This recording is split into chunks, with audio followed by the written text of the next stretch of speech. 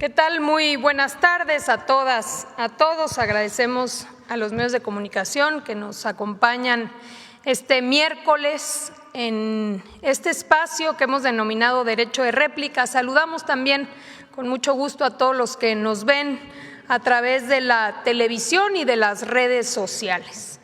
Vamos arrancando este espacio que hemos construido para poder, de entrada, poder tener este contraste, este derecho a la información del pueblo de México, a conocer, por un lado, cuál es la información que se difunde, no solamente en medios tradicionales, también en redes sociales de manera falsa, y cuál es, por el otro lado, la información oficial por parte del Gobierno de México. Creemos que todas y todos tenemos derecho a crearnos nuestro propio juicio, nuestra propia opinión, y este espacio precisamente pretende eso. El día de hoy no tenemos invitado de alguna de las dependencias porque hemos elegido dos casos que no tienen que ver específicamente con una noticia falsa dirigido a una dependencia, sino que tiene que ver con los fenómenos de desinformación a través de redes sociales y medios de comunicación que se han venido colocando en la narrativa falsa, y hemos elegido dos casos. El primero tiene que ver con el viaje de la presidenta a la final de la Copa Mundial. Aquí se conoce bien que tuvo muchas narrativas que se desplegaron a partir de ese hecho. Las vamos a mostrar el día de hoy. Y la otra tiene que ver con una noticia falsa en donde se culpó a la lechuga mexicana de efectos de lo que se llamó como diarrea explosiva en Estados Unidos, y sobre todo queremos mostrar las enormes diferencias en la comunicación de cuando se difunde una noticia y cómo se difunde una rectificación. Todo esto tiene que ver también con un espacio de reflexión conjunta sobre estos fenómenos de comunicación. Entonces, iniciamos. Muchísimas gracias. Derecho de réplica, narrativas falsas contra datos reales. Adelante. Iniciamos con las falsas narrativas de la asistencia de la presidenta a la final del Mundial. Adelante. Primero, recordemos que previo al viaje de la presidenta al Mundial, ya se había instalado por varios medios de comunicación una narrativa. Y esa narrativa estaba anclada como nado sincronizado en que era la peor crisis en la relación entre México y Estados Unidos. Vamos a escuchar diferentes medios cómo narraban esta crisis. Adelante. Crisis política entre México y los Estados Unidos entró hoy a una etapa mucho más aguda con las acusaciones del Palacio contra el gobierno del presidente Trump. La relación entre México y los Estados Unidos se encuentra esta noche en un punto muy delicado. Es uno de los peores momentos de su historia. Entre broma y broma, la relación entre los gobiernos de México y Estados Unidos es cada vez más compleja, más ríspida. Adelante. El peor momento para negociar con precisamente el presidente de los Estados Unidos. Creo que lo que estamos viviendo en estos días es verdaderamente, pues no solo preocupante, sino en algún momento debería de causar otro tipo de respuesta por parte del gobierno mexicano. Creo que es el peor momento que yo recuerde en mis muchos años de observación diplomática en el terreno binacional. La disputa entre México y Estados Unidos ha escalado hasta su relación comercial al entrar en una fase de profunda desconfianza. Donald Trump ha dejado de ver a México como un socio estratégico. Ahora lo cataloga como una amenaza a la seguridad nacional. ¿Es el peor momento de la relación bilateral en cuántos años? Pues yo creo que desde los 80, Carlos, cuando por un lado las políticas exteriores de México y Estados Unidos chocaron. México mandó unas cartas al gobierno de Trump para quejarse de los operativos de ICE y el gobierno americano le dio una bofetada. En el peor momento de la relación con Estados Unidos, la presidenta Sheinbaum le sigue echando más leña al fuego. ¿Se acuerda de aquella cabeza fría? Bueno, pues esa cabeza fría parece que no queda nada. La conferencia mañanera de hoy exhibió a una presidenta inestable y descontrolada. La doctora Sheinbaum lanzó una metralla de declaraciones incongruentes sobre la relación con Estados Unidos, declaraciones que chocan entre sí y que chocan con la realidad. Vea usted. Ahora, nadie desea en México pues un conflicto con Estados Unidos, nadie. Pues no parece. Hoy no hubo partido del Mundial, pero créame que no faltó el entretenimiento. Si teníamos alguna duda de que Estados Unidos no le tiene ninguna confianza al gobierno de México, hoy la fiscal general de la República, Ernestina Godoy, se encargó de confirmar. Se calentó la conversación entre Trump y Sheinbaum. Se calentó como nunca habíamos visto que se calentara, en cuestión de horas. En diferentes momentos los medios insistían que había una crisis en la relación entre México y Estados Unidos, lo podemos ver en estos videos, adelante, pero también lo recogió El País, México, ante la embestida de Trump, la peor crisis bilateral en décadas. CNN vive su momento más tenso en décadas, la relación entre México y Estados Unidos. Informador MX, ¿qué mueve la crisis diplomática México-Estados Unidos según Riva Palacio? La saga. Tras la sentencia del mayo advierten que lo que viene en la relación de México-Estados Unidos será aún más difícil de lo que ya se ha vivido. Jorge Castañeda, seguir insistiendo en los mismos métodos, las mismas tácticas, los mismos sermones presidenciales, solo pueden llevar, en el mejor de los casos, a los mismos resultados, el caos actual.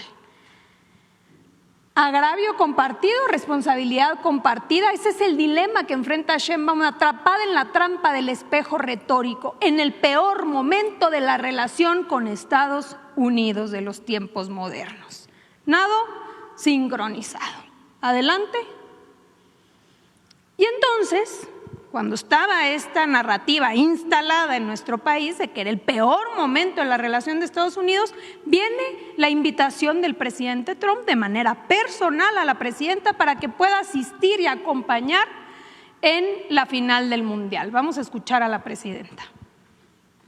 Muy buenas tardes, les informo que el día de mañana voy a estar en la final de la Copa Mundial de FIFA. El día de ayer recibí una invitación por parte del presidente Trump para asistir. Va a estar también el primer ministro Carney.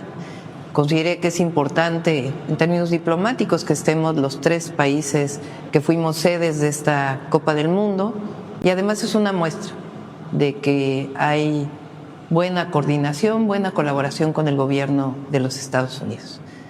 Así que vamos a representar a México el día de mañana y estaremos el lunes temprano en la Ciudad de México. En la peor crisis diplomática la invita personalmente el embajador de Estados Unidos, pone un tuit donde dice: felicidades a España por ganar la Copa del Mundo de la FIFA. La presidencia del presidente Trump y de la presencia del presidente Trump y de la presidenta Claudia Sheinbaum en la final reflejó la alianza sin precedentes que han construido, Esto, sin lugar a dudas, pues tiraba la falsa narrativa de que había una mala relación. Entonces, quedándose sin esa narrativa, pues hay que iniciar otras nuevas, porque así funcionan los ecosistemas digitales, van estableciendo narrativas, se agota una, porque se cae su credibilidad y surge una nueva. Se cae su credibilidad y surge una nueva. Vamos a ver la consistencia de esta metodología de mentiras. Adelante. Nueva narrativa falsa. Trump le truena los dedos a la presidenta para que acuda al Mundial. Vamos a escuchar. Nomás tronó los deditos el presidente Trump y ahí va la presidenta Sheinbaum a acompañarlo a la final del Mundial. Y todo lo que nos dijo está rompiendo con sus principios, contradiciendo todo lo que dijo con tal de no ir a los partidos aquí en México. Que si los boletos carísimos, que si no podía prestarse a eso, que si a ella le gusta ver el fútbol donde lo ve el pueblo, o que nos diga a qué hora es la rifa para ver a qué niña indígena le va a ceder su boleto. Digo, para ser congruentes. Anfitrión, o sea, a las invitaciones de Trump sí va, a las de FIFA no. Va a ir a un partido en Nueva York, va a ver el juego entre España y Argentina, donde los boletos cuestan hasta 10 veces más que los del partido inaugural. Claro, va porque pensará que allá no corre el riesgo de ser abucheada. ¿Dónde quedó eso de los boletos carísimos de 120,000 pesos? Esos que solo podía pagar la élite. Se le olvidó. Ahora no va a donar su boleto a una niña que le gusta el fútbol.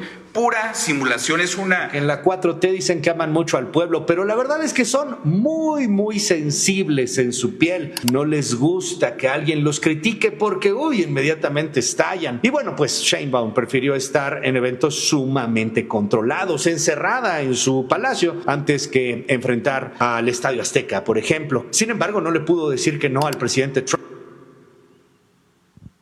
Obviamente Melissa Belli, ya hemos hablado de ella, es uno de los trolls de este ecosistema, nomás le tronó los dedos. Javier Lozano, el peor secretario de Trabajo que ha tenido este país, nuevamente, pero le truena los dedos Trump y sale volando a la final. Van Pipe, Trump le truena los dedos.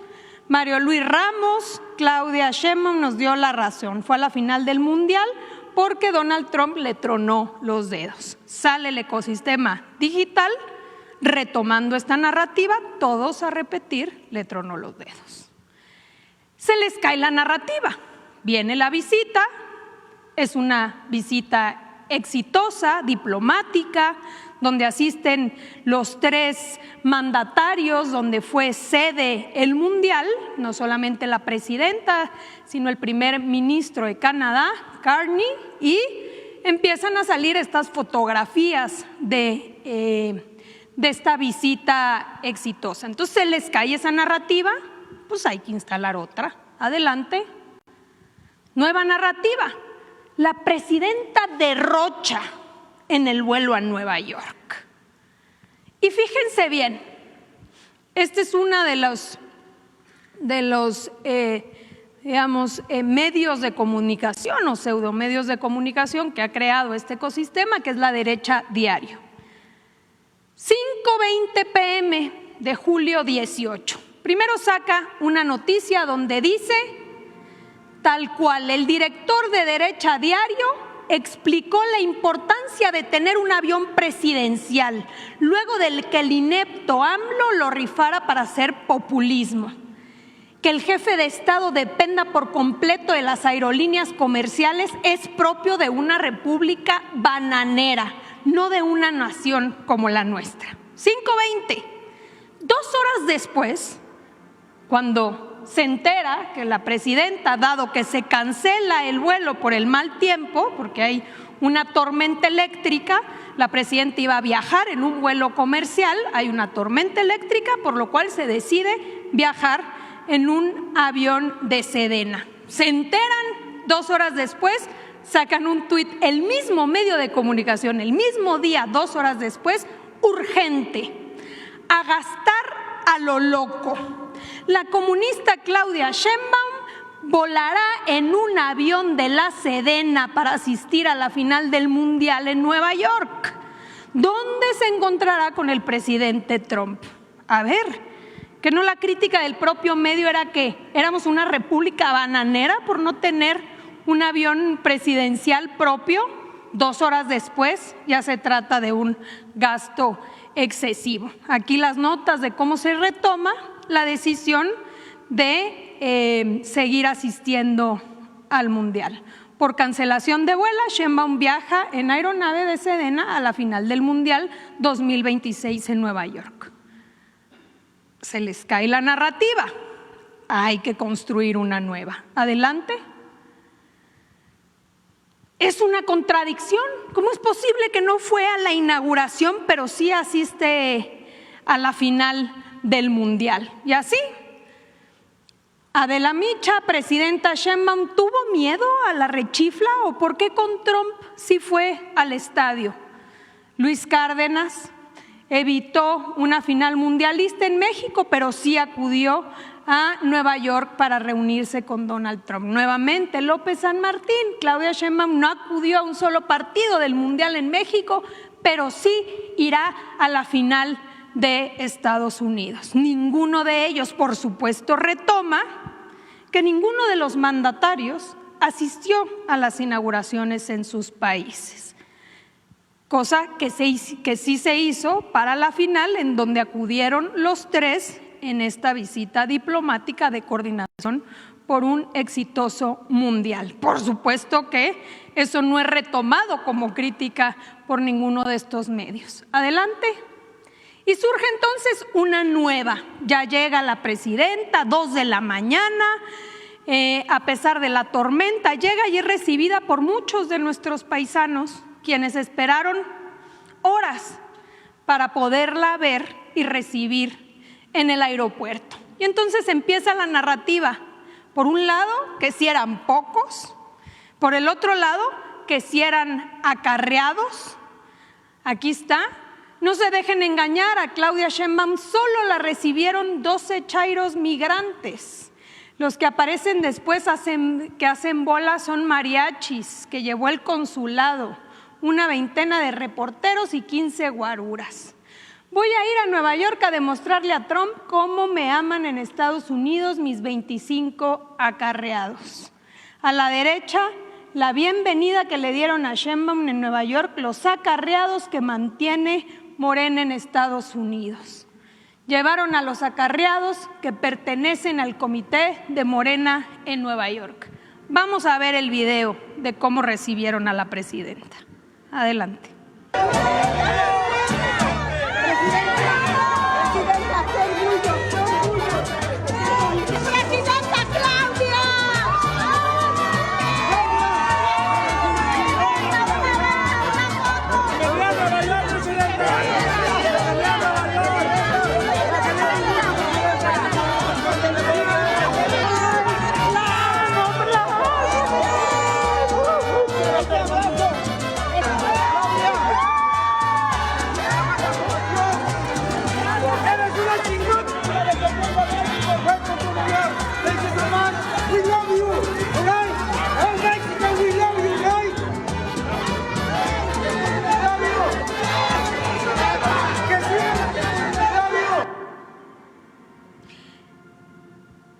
No dejar pasar un tuit más, el tuit de Salinas Pliego, también aquí comentado en una mañanera del pueblo, donde retoma, más allá que dice junta más gente, un gato atropellado, lo que retoma es un tuit de José Díaz.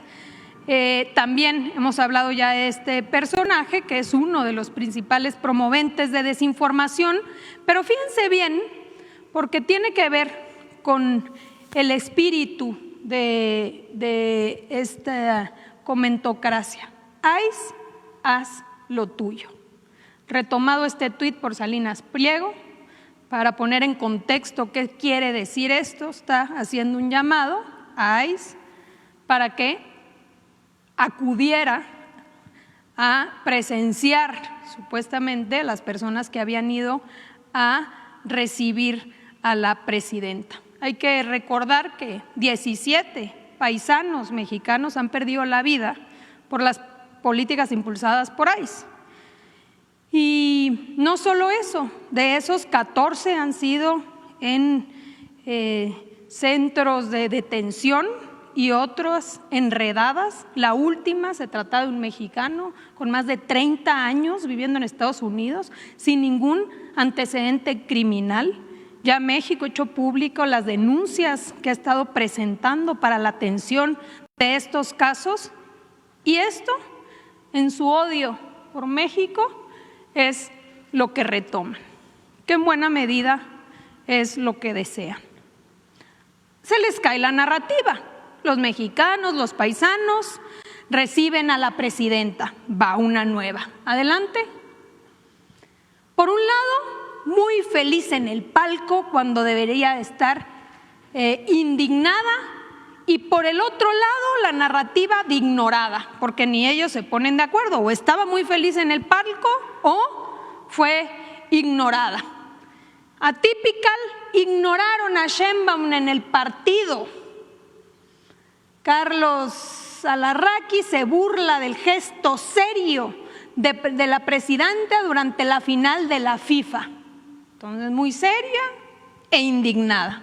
Pero por el otro lado, ahí está México a la derecha, ¡qué sonriente! La comunista Claudia Sheinbaum se vio muy sonriente en el palco exclusivo del estadio de Nueva York mientras conversaba con el presidente Trump, quien le instruyó que fuera a ver la final del Mundial entre España y Argentina. ¿Cómo integrar las dos versiones de la presidenta? En México, vendiendo odio contra España, el capitalismo y Estados Unidos, mientras simula que la dignidad nacional la defiende con gritos, exigencias de disculpas coloniales y nacionalismo rancio. Y dos, ahora la misma presidenta posa sonriente entre Trump, Melania, Carney y el rey Felipe VI. Les molestó mucho el video que vieron de cómo se realizó esta visita. Adelante.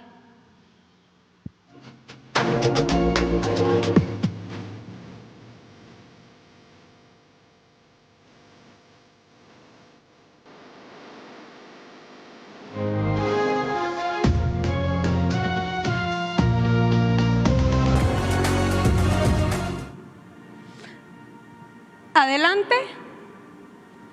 Una más, ningún papel relevante. Por supuesto, el bastante misógino de Riva Palacio, el viaje de Claudia Sheinbaum a la final del Mundial en Nueva York debió haberle dolido. ¿Cómo explicar que su desprecio al torneo y sus desaires tenían que tragárselo porque Trump le había convocado a hacer música de acompañamiento? Se les cae la narrativa. La presidenta no solamente acude, sino que participa en la premiación y le entrega el Balón de Oro, es decir, el segundo premio más importante. Adelante. Una más, la abandonaron, estaba perdida. Bueno, hasta burla hicieron del suceso cuando nuevamente nadie la peló, se viraliza un video de la inservible Claudia Sheinbaum visiblemente confundida tras darse cuenta de ser abandonada. Y luego salen todas las imágenes de todos cómo debían esperar para entrar a los túneles. Adelante. Pedimos su colaboración para encontrar a la niña Claudia este tipo de videos que presenta Latinus, cuando en realidad se trata de la espera para poder pasar a los túneles, que no solamente fue su caso, sino el caso de todos los otros participantes. Adelante. Aquí están los otros también, esperando para poder pasar. Adelante. No saludaron en el podio. Una más. Instalan la narrativa de que Argentina o Messi, ¿no? Messi, aplausos. Así se trata a la presidenta cómplice de delincuentes. Obviamente editan un video, porque entre la inteligencia artificial y las ediciones, y lo presentan de esta manera. Adelante. ¿Se puede ver?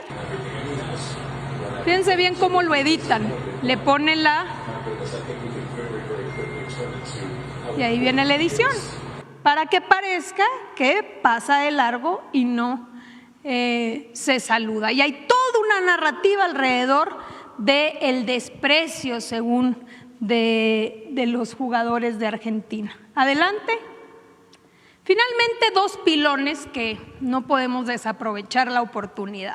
Vean ya esta grotesca broma. La presidenta de México, que denunciaba el robo del oro español, entregó el Balón de Oro al capitán de España. Claudia Sheinbaum 2025, que los españoles pidan perdón y nos devuelvan el oro. Claudia Sheinbaum 2026, y presentan esta imagen. Claudia Sheinbaum, presidenta de México, entregando el oro a España. ¡Qué contradicción de la presidenta! Y la joya de la corona, adelante. Saben quién es este personaje, ¿no? Vamos a escucharlo. Aquí lo que les quiero decir es lo que me dijo mi fuente y que realmente sucedió. Llega al Kimpton, llega a las 11 de la noche y antes de llegar a su habitación fue llamada al Business Center de ese mismo hotel, que es un pequeño espacio, y ahí estaba siendo esperada por un alto funcionario de la CIA y otro del FBI, cuyos nombres no puedo revelar. Fíjense bien, cuyos nombres no puedo delatar, de la CIA, del FBI, esperándola en el hotel. Todo fue una trampa, lo que querían era arrestarla. Emilio Vallejo, uno de los principales promotores de toda esta desinformación, la invitación de Trump resulta en extremo sospechosa. Claudia Sheinbaum podría ser arrestada por agentes de la FBI y la DEA al instante de pisar suelo estadounidense. O bien, el Departamento de Justicia le ofrecería el estatus de testigo protegido a cambio de renunciar a la presidencia de México, declarar todo lo que sabe con respecto a los vínculos entre AMLO, Morena y el narco, así como facilitar al Pentágono la información necesaria para atacar a los cárteles. Y luego, como si Rubio hubiese dicho, hablaremos con Sheinbaum cuando esté en Nueva York. Fíjense nomás la narrativa final de esta historia. Bueno, una reflexión final que debemos hacer todos es la siguiente. ¿Qué hubiera dicho este ecosistema digital, la derecha, la comentocracia, si la presidenta no hubiera asistido y el lugar de México se hubiera quedado vacío? Recordando un poco cómo inicia esta serie de narrativas. Pues dejamos esa reflexión para los que nos escuchan. Adelante, veamos ahora el segundo tema, que es diarrea explosiva, culpa de la lechuga mexicana. Adelante, primero el contexto.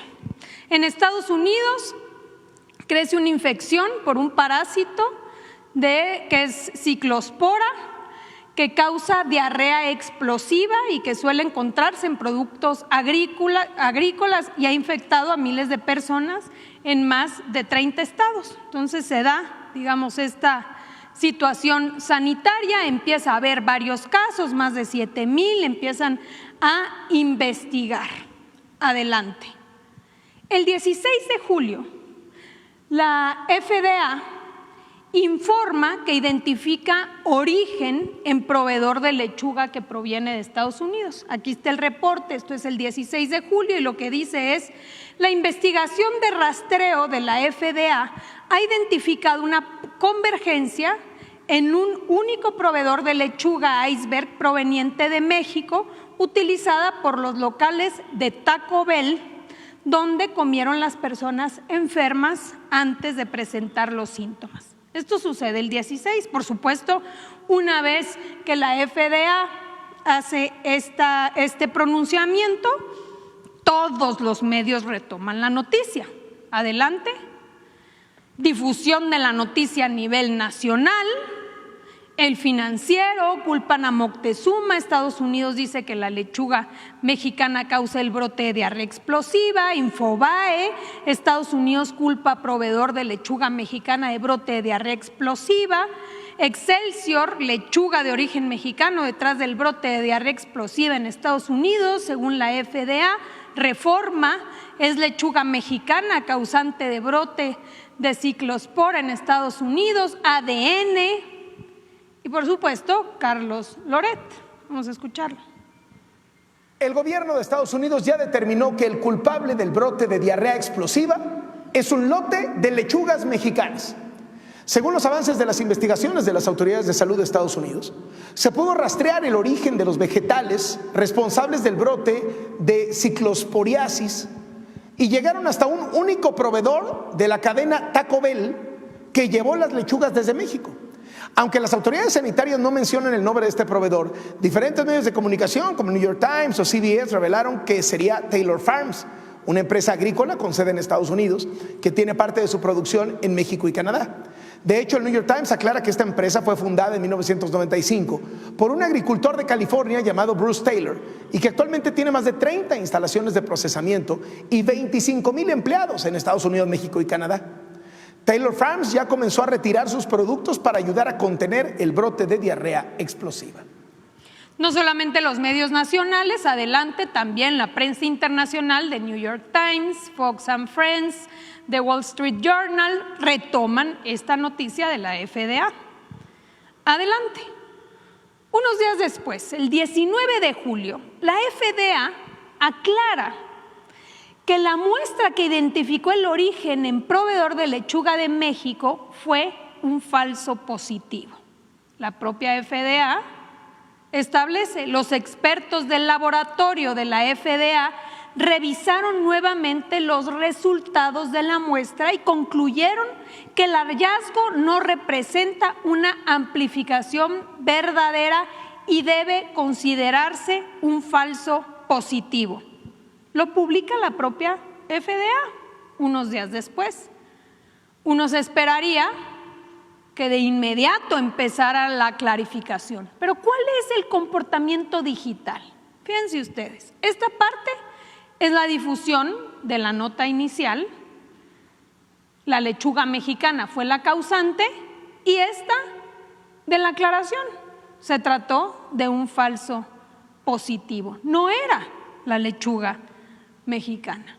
La aclaración alcanzó únicamente el 29.5% del volumen que tuvo la desinformación.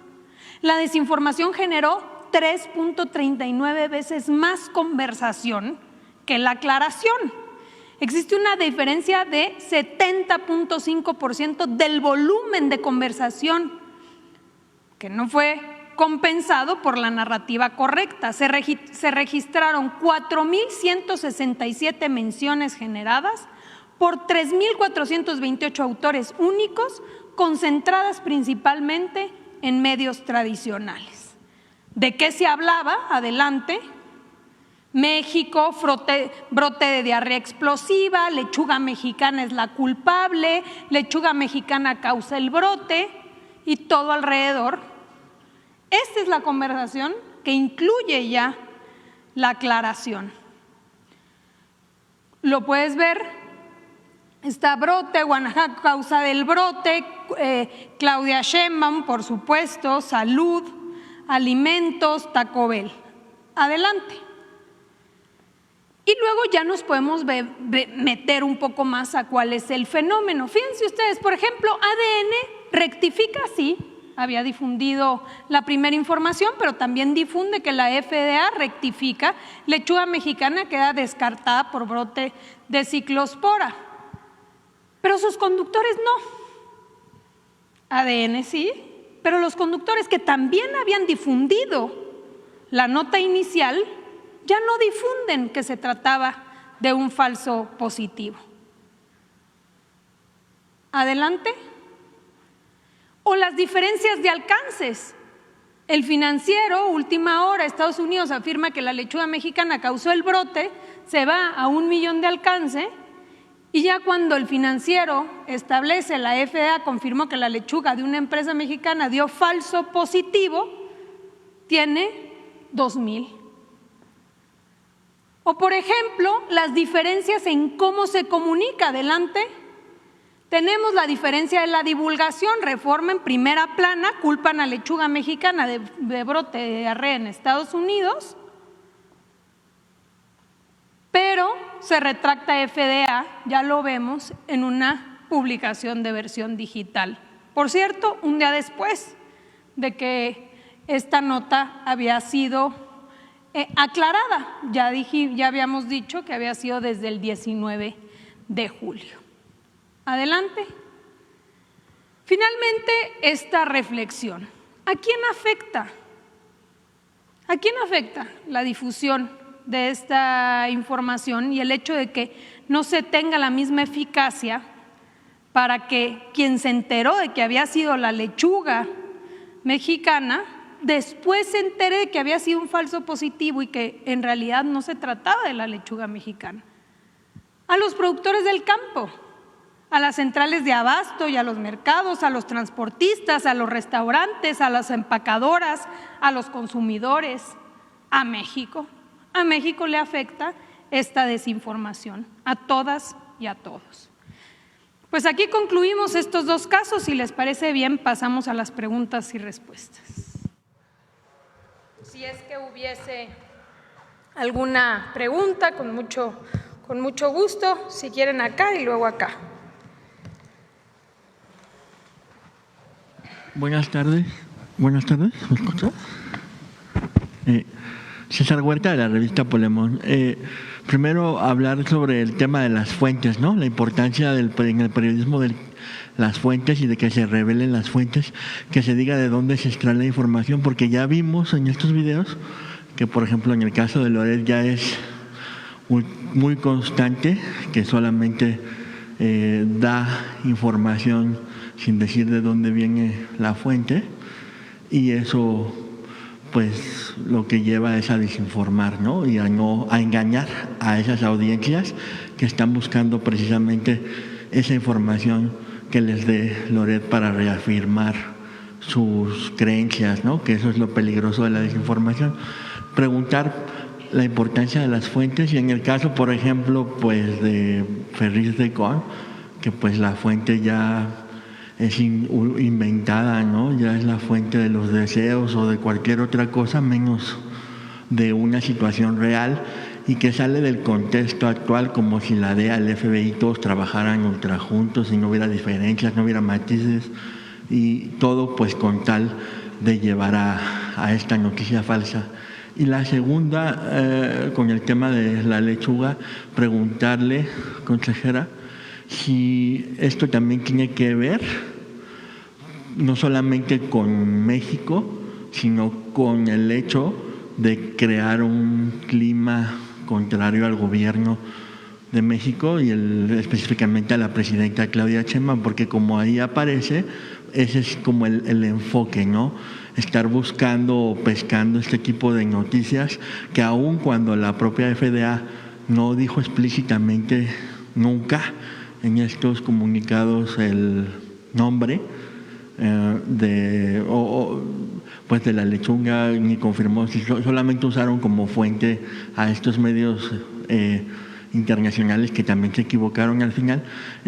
Si ese es el objetivo, pues buscar desinformar. Y la última, si han considerado crear un manual contra la desinformación para que justo ayude a los ciudadanos pues a estar todavía mucho más informados. Sabemos que espacios como este es el objetivo, pero a lo mejor quizá tener una formación, un libro que circule, algo, un manual donde la gente también pueda identificar cómo combatir estas noticias falsas, y quizá incluso compartir, repartir, para tratar de que no, pues de que la gente no se deje como envenenar por estas noticias. Gracias.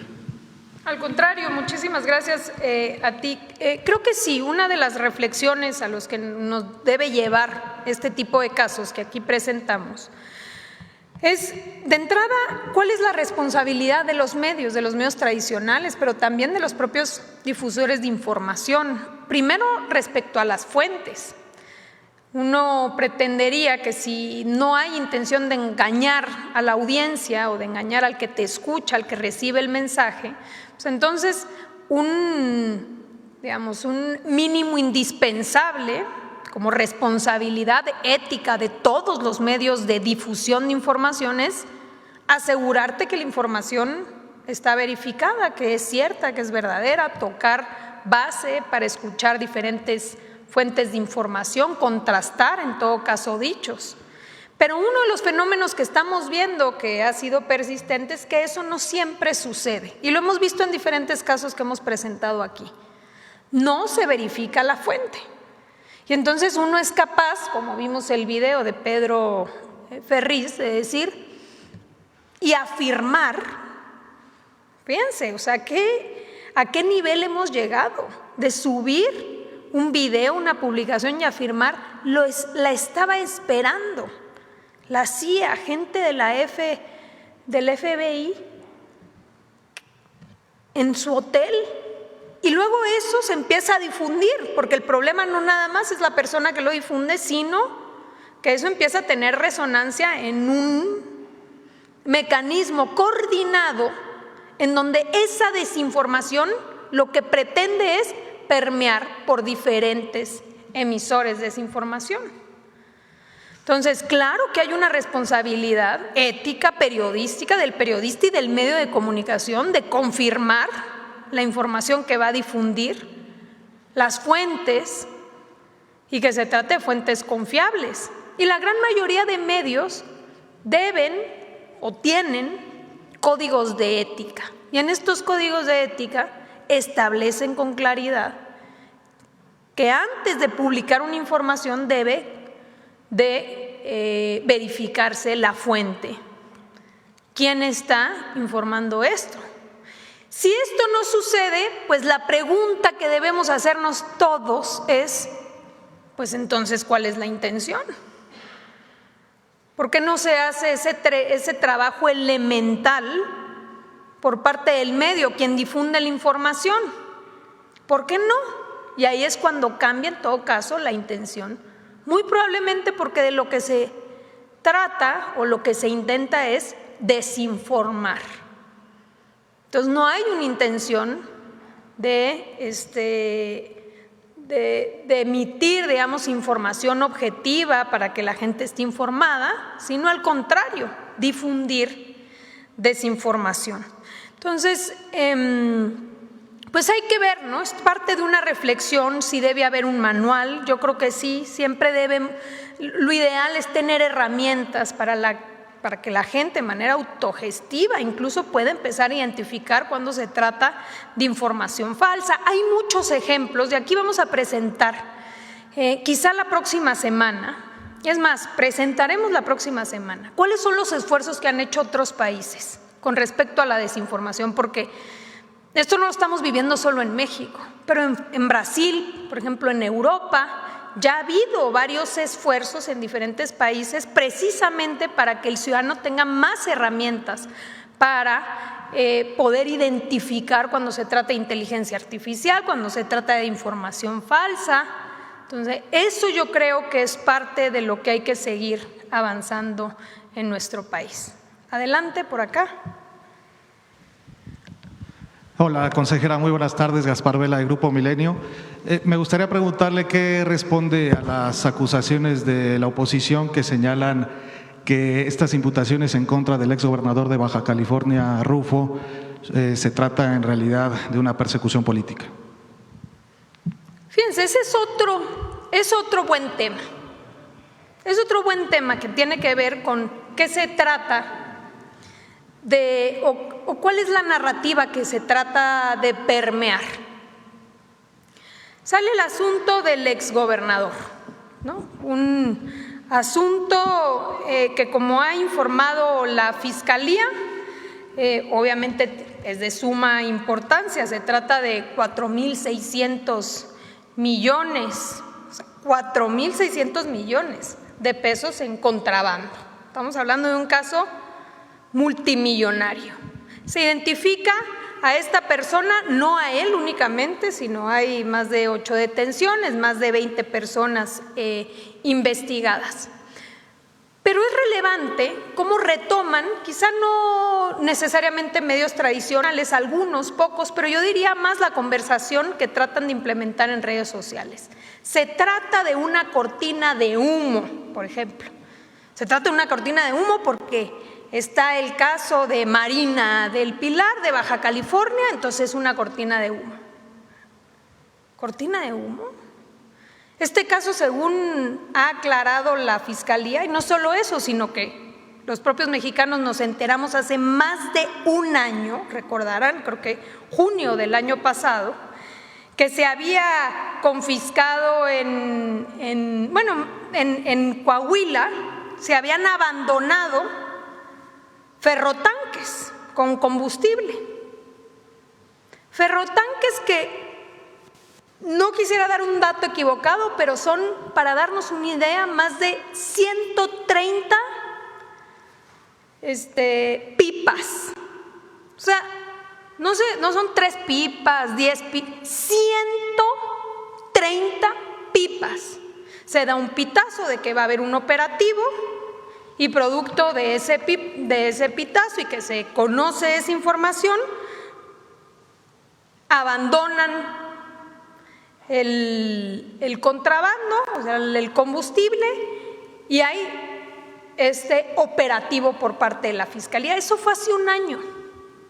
Pero después nos enteramos de que en realidad esa orden de aprehensión no era de ahora, sino que había habido una orden de aprehensión previa. Pero ¿qué sucedió? Y esto tiene relación precisamente con la reforma al Poder Judicial. Que un juez de amparo había otorgado una suspensión para que no pudiera avanzar la orden de aprehensión que se había establecido. Entonces un juez,